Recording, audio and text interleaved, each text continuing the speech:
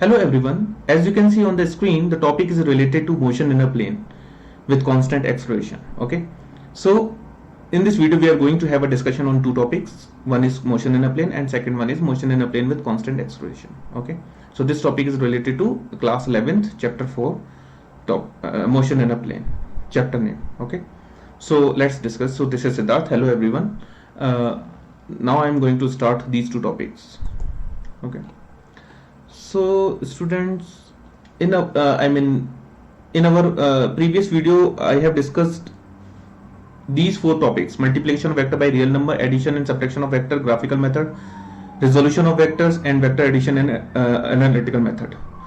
तो ये सारी चीजें मैंने एक्सप्लेन करी थी पिछले वीडियो में, तो आपको हर टॉपिक क्लियर हो गया होगा. ओके, और इस वीडियो में हम डिस्कस करेंगे motion in a plane and motion in a plane with constant acceleration. Okay, so these two topics will be covered in this video. So let's discuss motion in a plane or motion in a two dimension. So students, you know plane is 2D figure. Okay, so motion in a plane is also referred to as motion in two dimensions. Okay, so इसकी अगर मैं example की बात करूंगा तो आपका first example आता है this circular motion, then projectile motion. Okay, तो ये सारे जो एग्जांपल्स हैं ये किसके हैं? मोशन इन अ प्लेन के. For the analysis of such type of motion, reference point will be made of an origin and the two coordinate axis X and Y. It's not about X and Y, you can take any two coordinate axis. बस important है कि दो होने चाहिए, तभी वो 2D motion consider किया जाएगा. ओके, तो मैंने ये कुछ एग्जांपल्स लिस्ट आउट किए हैं. Okay, so the first example is this projectile. Okay, तो तुम देख रहे हो कि मैंने यहां पर क्या किया, किसी को कोई बॉल या कुछ स्टोन थ्रो किया 30 डिग्री एंगल पे, here 45 degree and here 60 degree. तो ये जो मोशन कंसीडर किया जाएगा, this is projectile motion. Next, this is circular motion. This is also 2D. Okay, ये बास्केटबॉल हम थ्रो कर रहे हैं, ठीक है, इसको भी हम कंसीडर करेंगे किसमें? प्रोजेक्टाइल मोशन में. तीसरा फोर्थ फिगर भी क्या है हमारा? 2D है, और वो भी हम motion in a plane consider करेंगे. ठीक है, तो इन चारों फिगर में हमें दो कोऑर्डिनेट एक्सिस की जरूरत है, एक्स और वाई, इसीलिए मैंने इसको इसमें डाला है मोशन इन अ प्लेन में. Clear? I hope all these examples should be clear. Okay, otherwise students को क्या होता है कि कंफ्यूजन होता है. ठीक है, कि motion in 1 dimension, motion in 2 dimension, motion in 3 dimension. So each and everything should be clear. Okay, तो अब क्या करना है हमें मोशन इन अ प्लेन में? हमें ये तीन चीज डिस्कस करनी है और इन तीनों चीज को समझना है. पहला क्या है? Position vector and displacement, second is velocity and third is acceleration. तो अगर ये तीनों चीजें तुम्हारी क्लियर हैं, so I hope you can have a clear picture of all these things: position vector, displacement and velocity and acceleration. Okay, तो motion in a plane भी क्या हो जाएगा? क्लियर हो जाएगा. तो इसको ध्यान से समझना है. तो पहला आता है हमारा पोजीशन वेक्टर एंड डिस्प्लेसमेंट. तो this is the particle P which is located here. This is xy plane. Okay, this is xy plane. So here this is x component and this is y component. Okay, so this is also we can consider as y j cap. Now here I can apply in this triangle, I can apply triangular law, so I can get r equal to xi plus yj. So this is the position vector in 2D. So the position vector r of the particle located in a plane with reference to the origin of an xy reference frame will be given like this. Okay, तो अगर मैं इसी को मैं 3D की बात करूंगा तो मैं बस इसको ऐसे लिख सकता हूं, r equal to xi plus yj plus zk. तो ये 3D में हो जाएगा, लेकिन अभी हमें इसका डिस्कशन नहीं करना है, क्योंकि अभी हमारा ये जो टॉपिक है वो क्या है? Motion in a plane chapter है और motion in a plane topic है. क्लियर? तो I hope in 2D position vector is clear. and you can always remember this equation whenever there is a discussion going on about the position vector in 2D. Next हम discuss करेंगे displacement. तो displacement होता क्या है, position vector से related है। कैसे बताता हूं। ये इस फिगर में जो पॉइंट P है, ये जो पार्टिकल पॉइंट P पर है, इसका पोजीशन वेक्टर क्या है, ये R है, no doubt. So this OP vector is equal to R vector and this is the position vector of this particle at time T। ये पार्टिकल ऐसे घूमता हुआ कहां पहुंच गया, P डैश पे पहुंच गया, कोई बात नहीं। जब ये P डैश पे पहुंचा, now the position is changed, okay, which is R dash. So OP dash equal to R dash, okay. Now new position is this. तो जब वो एक पोजीशन से दूसरे पोजीशन पर कोई पार्टिकल जा रहा है या कोई ऑब्जेक्ट जा रहा है या तुम जा रहे हो, तुम पोजीशन चेंज कर रहे हो, तो इसका मतलब क्या होगा, there will be some displacement, okay. तो ये जो PP डैश होगा, PP डैश, जिसको कि हम डेल आर भी बोलेंगे, तो ये जो होगा ये तुम्हारा क्या होगा, डिस्प्लेसमेंट होगा। और इसको भी तुम ट्रायंगुलर लॉ से निकाल सकते हो, ट्रायंगल लॉ ऑफ वेक्टर्स। तो आप देख रहे होंगे कि triangle law of vector, parallelogram of vectors कितना इंपॉर्टेंट है। तो इसके लिए मैंने पिछले वीडियो में मोर ऑन वेक्टर्स नाम से एक वीडियो है, मैंने उसमें सारी चीजें क्लियर की हैं वेक्टर से related, okay. Now suppose the particle moves along the curve and is at P at time T and P dash at time T dash. So displacement will be R dash minus R. So वो किससे आ जाएगा तुम्हारा, ये आ जाएगा तुम्हारा किससे, triangle law से, ठीक है। And is directed from P to P dash। तो ये चीज क्लियर हो जानी चाहिए कि क्या कहते हैं, अगर मान लो कोई किसी पोजीशन चेंज हो रही है, तो किसी टाइम पर कोई कुछ पोजीशन है, किसी टाइम पे आफ्टर सम टाइम पोजीशन कुछ और हो गई। So how what is the displacement, तो ये this thing should be clear, okay.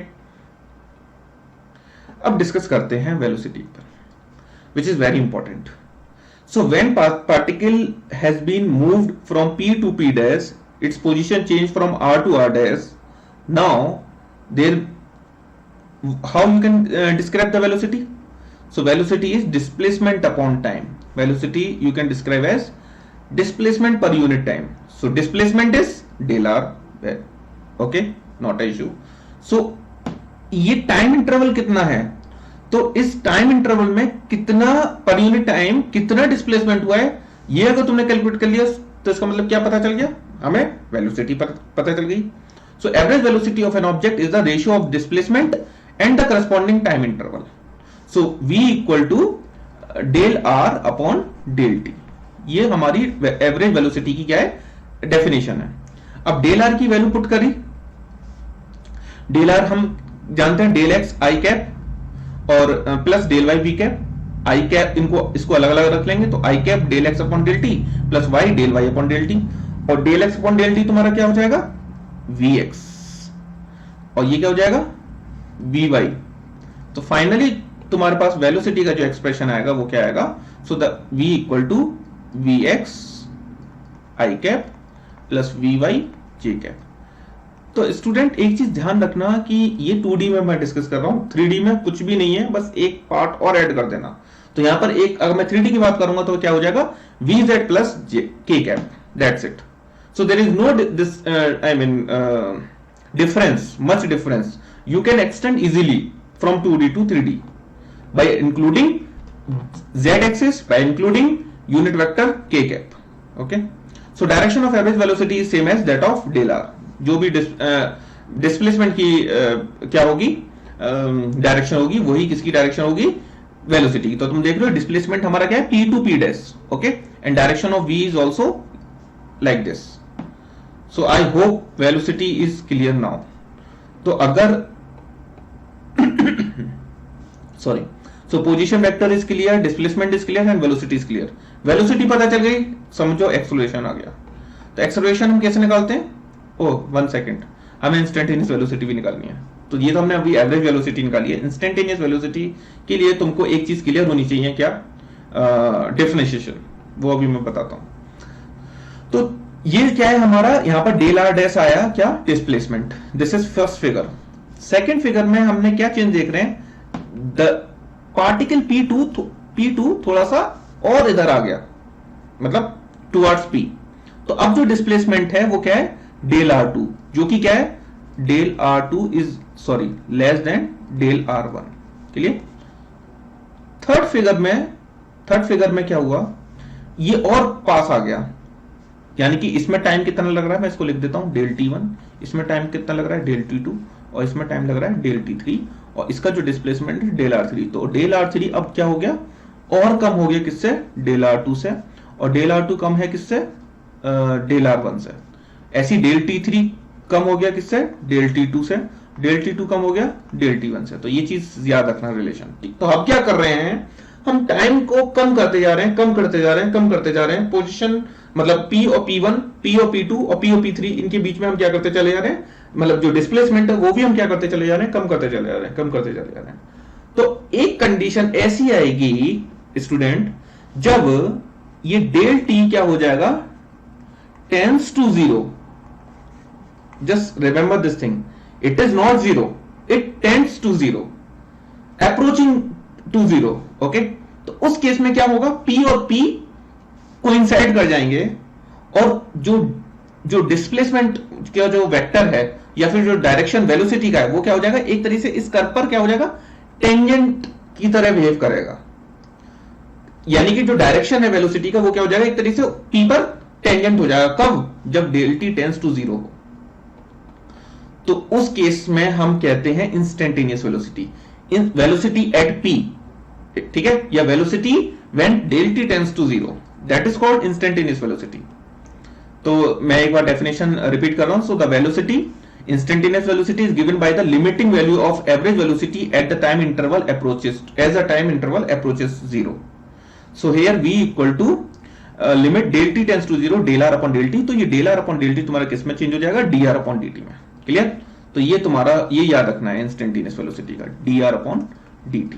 Okay, that's it. तो इंस्टेंटेनियस वेलोसिटी भी क्लियर हो गई, राइट, एवरेज वेलोसिटी भी क्लियर हो गई। Now we are moving to another topic. अच्छा, अभी एक चीज और रह गई है। Therefore, the direction of velocity at time at any point on the path of the object is tangential to the path at that point and is in the direction of motion। तो इसमें कोई doubt नहीं है, ये मैंने already explain कर दिया है। क्लियर। तो जैसे ही तुम डेल T टेंड्स टू 0 करोगे, जैसे ही तुम अप्रोच करोगे डेल T टेंड्स टू 0, तो तुम्हारा जो तुम्हारा डेल आ रहा था वो धीरे धीरे कम होते वो उस पॉइंट P पर क्या हो जाएगा, टेंजेंट की तरह, मतलब टेंजेंट बन जाएगा एक तरीके से। क्लियर। और direction will be direction of motion हो जाएगा, वेलोसिटी की डायरेक्शन। ठीक है। Now we can express v in the vector form. देखो कैसे लिखते हैं, v इक्वल टू क्या है, dr अपॉन dt। क्लियर। तो v equal to d upon dt, dr, r की अभी हमें यहां कंपोनेंट फॉर्म लिखनी है। क्लियर। तो मैं इसको ऐसे लिख देता हूं, जैसे ये है तुम्हारा v dr अपॉन dt, इसको मैं लिमिट फॉर्म में लिख देता हूं। ठीक है, इसको मैं रब कर देता हूं, नहीं रहने देता हूं, r, इसको लिख देता हूं limit del t tends to 0 del r upon del t। Clear. Limit del t tends to 0, del r की वैल्यू मैं क्या लिख सकता हूं, del x i cap plus del y j cap upon del t। यहां तक कोई दिक्कत नहीं। फिर मैं क्या कर रहा हूं, लिमिट को अलग अलग ले रहा हूं। ठीक है। So limit del t tends to 0 del x upon del t i cap plus limit del t tends to 0 del y upon del t j cap. Okay. अब देखो ये क्या बन गया तुम्हारा, ये बन गया तुम्हारा dr upon dt। Clear. Sorry dx upon dt। So dx upon dt i cap plus dy upon dt, ये क्या बन जाएगा तुम्हारा dy अपॉन dt, ये वाला पार्ट।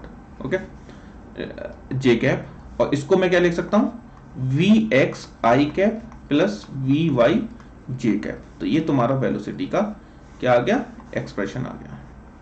क्लियर, कंपोनेंट फॉर्म में। component form, x or y component.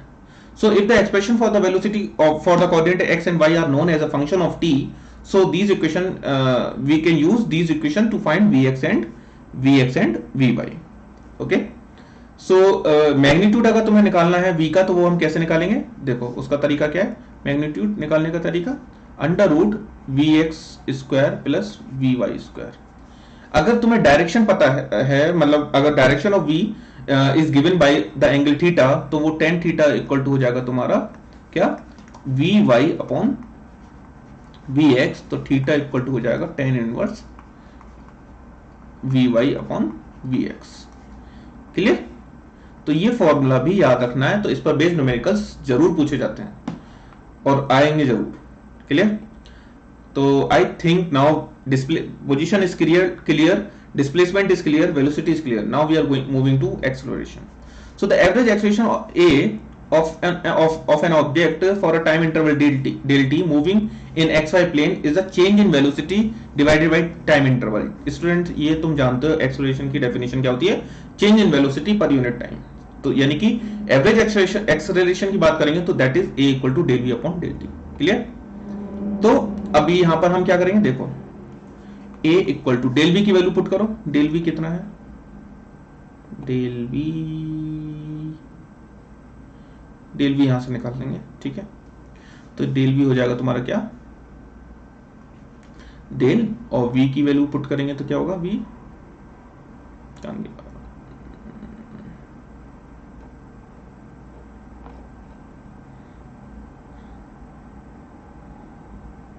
क्या, v x i plus we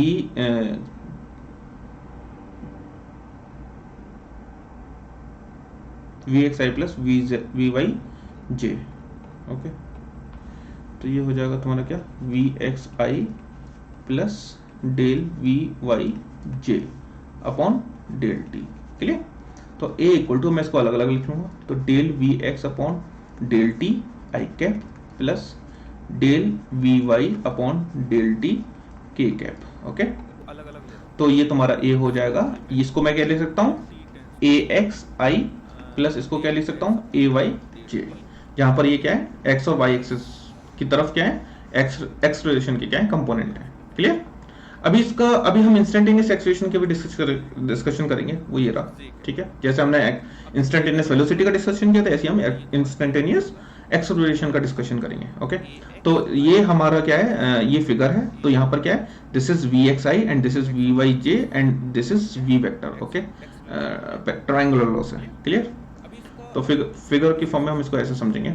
now we are going to have a discussion on instantaneous acceleration. So the acceleration is a limiting value of the average acceleration as a time interval approaches to zero. तो limit del T tends to zero, del v upon del t, तो इसको मैं क्या लिख सकता हूँ, d v upon d t. तो ये तुम्हारा क्या आ गया, इंस्टेंटेनियस एक्सेलरेशन आ गया। अब जैसे मैंने इंस्टेंटेनियस उसको उसका कंपोनेंट फॉर्म में लिखा था, तो वो हम यहाँ भी इसको कंपोनेंट फॉर्म में लिख सकते हैं। मैंने लिखा है क्या, आ गया, नहीं लिखा। क्लियर? तो आई थिंक क्लियर हो गया होगा, तो वो शायद कोई दिक्कत नहीं आनी चाहिए। ठीक है, अगर कोई दिक्कत आती है तो you can ask me any time. So this is a figure, okay? So this is point P, another particle, and this is at point P one particle, okay? So this is the velocity v at P, and here when you will draw tangent, so this is v dash velocity at P. So this is v and this is v dash. So this del v will be the change in velocity, and this will be the direction of acceleration. So clear हो गया होगा? Clear? अब मैं क्या कर रहा हूं, इसको और थोड़ा पास किया। अब पास किया ऐसे, तो ये वेलोसिटी है p पर, ये इस पर टेंजेंट ड्रॉ करोगे तो ये मिल जाएगी मुझको वेलोसिटी एट p2। मैंने इन दोनों वेक्टर को अलग फॉर्म में और ट्रायंगल फॉर्म में बना के जो डेल v है उसकी डायरेक्शन निकाल ली। Clear?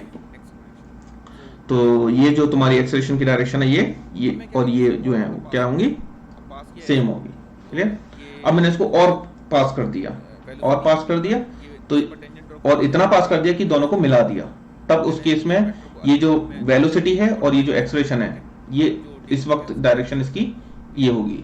Clear?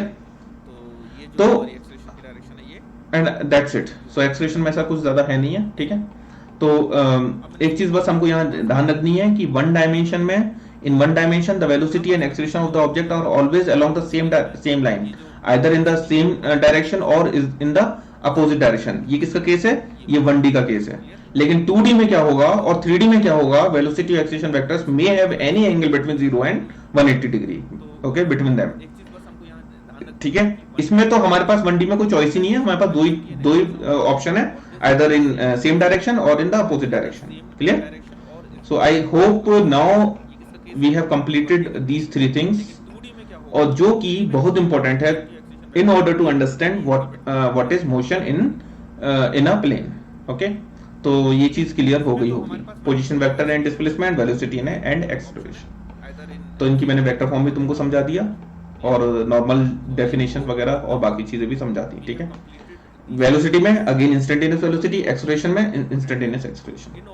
Okay, now we are moving to another topic. So today we are going to have a discussion on two topics. Okay, motion in a plane and motion in a plane with constant acceleration.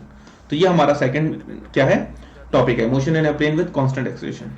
तो इसमें हमें क्या करना है, देखो, suppose that an object is moving in xy plane and its acceleration a is a constant. Okay, constant acceleration, ये याद रखना, acceleration should not be changed. और यही चीजें तुम आगे यूज करोगे, acceleration due to gravity. Okay, g should be constant. तो तुम अभी आगे जाके प्रोजेक्टाइल मोशन डिस्कस करोगे तो उसमें यही इक्वेशंस और यही मतलब चीजें यूज करोगे. Okay, so let the velocity of the object is be v0 at time t equal to 0 and v it at time t. तो एक्सेलरेशन की जो डेफिनेशन होती है वो क्या होती है student? v equal to v minus v0 upon t. Clear?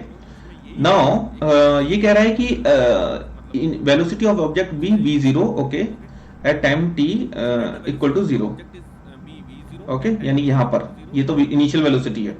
तो इसको अगर मैं लिखना चाहूंगा तो मैं कैसे लिख पाऊंगा? v equal to v not plus at. Clear? ये तुम्हारा क्या आ गया? ये फर्स्ट इक्वेशन आगे निकल गया. कंपोनेंट फॉर्म में भी तुम इजीली लिख सकते हो. मैं x कंपोनेंट में लिखूंगा तो क्या लिखूंगा? Sorry, vx equal to v0x plus यहां पर वेक्टर लगा देना ax t. vy equal to v0y plus ay t. ये तुम्हारा क्या गया? कंपोनेंट फॉर्म में आ गया. तो नॉर्मल फॉर्म भी याद होनी चाहिए और कंपोनेंट फॉर्म भी याद होनी चाहिए, और नॉर्मल अगर फॉर्म निकल जाएगी तो कंपोनेंट फॉर्म तुम इजीली निकाल सकते हो. So this is our first equation of motion, और क्लियर हो गया होगा. Next we are going to have a discussion on second equation. Okay, let us now find the position r changes with time. So when r0 and r be the position vector of the particle at time t, at time 0 and at time t, so let the velocity of at this instance be v0 and v. So over this time, the time interval t, average velocity तुम कैसे निकाल सकते हो? Average velocity equal to v plus v0 upon 2. ये तुम्हारी क्या आ गई? Average velocity आ गई. और तुम जानते हो कि डिस्प्लेसमेंट क्या होता है? Displacement is the average velocity multiply by the time interval. तो डिस्प्लेसमेंट में कैसे निकालूंगा? r minus r0 okay equal to, ये कह रहा है average velocity. Average velocity is v plus v0 upon 2 और टाइम इंटरवल यानी t. अभी इसको मैं सॉल्व करूंगा तो ये आ जाएगा r equal to r0 plus, अब देखो v की वैल्यू पुट कर देंगे पहली वाली इक्वेशन से. तो v की वैल्यू पहली वाली इक्वेशन से क्या है? v0 plus at. तो वो यहां रखना जरा. तो ये आ जाएगा तुम्हारा v0 प्लस at. तो v0 प्लस v0 तो क्या हो जाएगा? 2v0 plus at okay upon 2t. तो ये आ जाएगा तुम्हारा r0 plus half, sorry r0 plus v0, क्योंकि 2v0 से अपॉन 2 से वो 2 से 2 कैंसिल हो जाएगा. तो v0 plus half at square. Clear? ये तुम्हारी आ गई सेकंड इक्वेशन. और वेक्टर कंपोनेंट फॉर्म में भी तुम इजीली लिख सकते हो. मैं लिख रहा हूं x equal to x0 okay, ये हो गया, प्लस फिर क्या है? v0. तो हो जाएगा v0x plus half ax t square.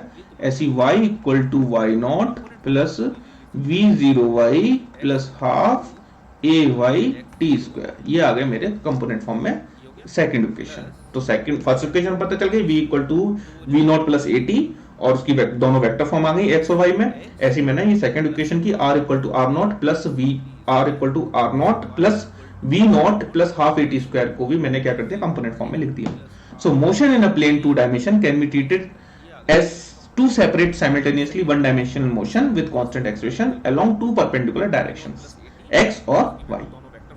So I hope motion in a plane with constant acceleration is also clear. Okay, and I think this is all about of today. Clear? तो next video जो आएगा वो आएगा आपका relative velocity. Okay, वो important topic है। और the most important topic of this chapter is projectile motion. Okay, तो नेक्स्ट टॉपिक के लिए रेडी रहो, वो भी मैं जल्दी अपलोड करूंगा। ठीक है, तो नेक्स्ट टॉपिक में हम ये दोनों टॉपिक डिस्कस करेंगे और लास्ट टॉपिक जो होगा वो होगा universal circular motion.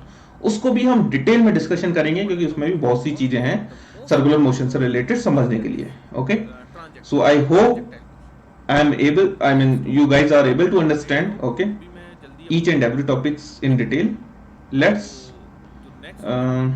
plan to have a discussion on another topics soon. Okay, so this is all about students. So thank you once again. Thanks a lot. Bye.